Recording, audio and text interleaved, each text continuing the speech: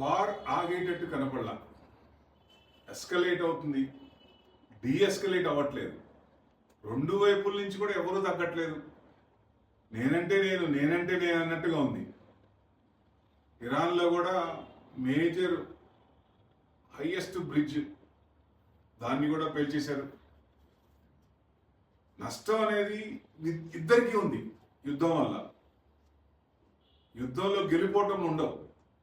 అయిపోయిందిలా చూసుకుంటే వీళ్ళకింత నష్టం, వాళ్ళకింత నష్టం అనుకోవటమే.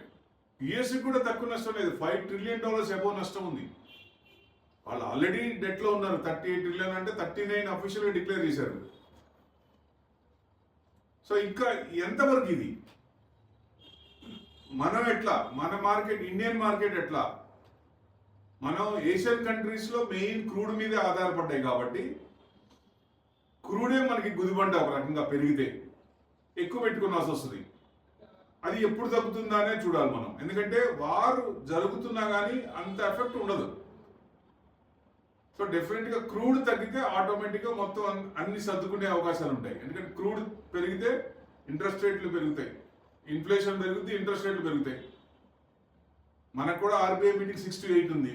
తగ్గించకపోగా ఇంకా ఉంది. యుఎస్లో కూడా అదే పరిస్థితి.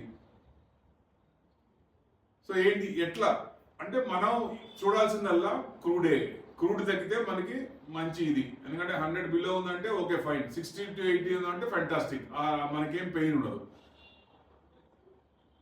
సో ఎంతవరకు ఇది మార్కెట్ డౌన్ ట్రెండ్ ఎంతవరకు వెళ్ళొచ్చు అంటే 22,000 కట్ అయ్యేటట్లు కూడా కనపడుతోంది.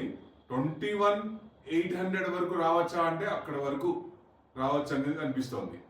21,800 అంటే ఇంకా డౌన్ ట్రెండే ఉంది. ఇప్పుడు ఎవరైనా ఇన్వెస్ట్మెంట్ చేద్దాం అనుకున్న వాళ్ళు యావరేజ్ ఉంటే, ఎక్కువ యావరేజ్ డిఫరెన్స్ ఉంటే అప్పుడు ఏమైనా చేయాలనుకుంటే కూడా కొంచెం ఆగటం బెస్ట్. మనీ పూలప్ చేసుకొని రెడీగా ఉండండి. జియోపొలిటికల్ టెన్షన్స్, ఎకనామిక్ కన్సర్న్స్ ఇవి ఇంపార్టెంట్. అవి కొంచెం తగ్గుతున్నాయంటే క్రూడ్ ఆటోమేటిక్గా తగ్గుద్ది. తగ్గిందంటే మనకి బెనిఫిట్ అవుద్ది. సో ఇదే చూడాలి. క్రూడ్ అబ్జర్వ్ చేస్తే చాలు మనకి డైరెక్షన్, మార్కెట్ డైరెక్షన్ అనేది తెలిసే అవకాశం ఉంటుంది. అందరూ కూడా అమౌంట్ పూలప్ చేసుకొని ఉండటం బెస్ట్, లేదా స్టాగర్డ్ మేనర్లో ఇన్వెస్ట్మెంట్ చేయడం బెస్ట్.